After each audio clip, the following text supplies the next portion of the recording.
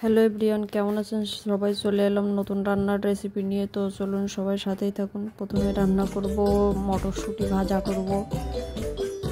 তার জন্য মটরশুঁটিগুলো দিয়ে দিলাম তেলের পরে এবং লবণ হলুদ মিশিয়ে সামান্য একটু ভেজে তারপরে পেঁয়াজ মরিচ দিয়ে আরেকটু নাড়াচাড়া করে লাভিয়ে নিতে হবে। মটরশুঁটি ভাজা খেতে কিন্তু দারুণ লাগে। তো যদি কখনো না খেয়ে থাকেন অবশ্যই একবার ট্রাই করবেন, জানাবেন কেমন লাগে।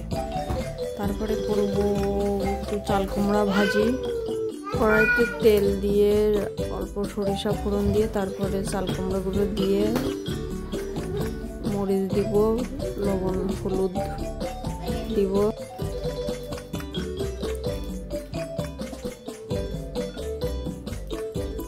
দিয়ে নেড়ে চেড়ে ভালো করে ভেজে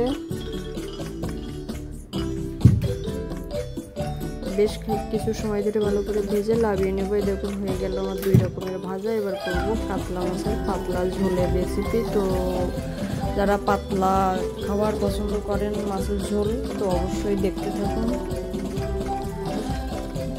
থাকুন পাতলা মাছের ঝোল রান্না। তো কেমন লাগলো ভিডিওটি, মাছের ঝোল রান্না কেমন হয়েছে অবশ্যই জানাবেন কমেন্টে। আর আমি আমার চ্যানেলে সম্পূর্ণ নতুন,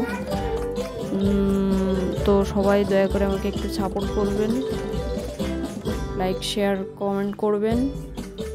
যদি কোনো ভুল হয় অবশ্যই আমাকে ধরিয়ে দেবেন, তাতে অখুশি হব না। এবং আরও নতুন যদি কোনো রান্নার রেসিপি আপনারা দেখতে চান তো অবশ্যই কমেন্টে জানাবেন। অনেক কষ্ট করে আমাকে ভিডিও করতে হয়, তো আবারও বলছি সবাই দয়া করে একটু সাপোর্ট করবেন।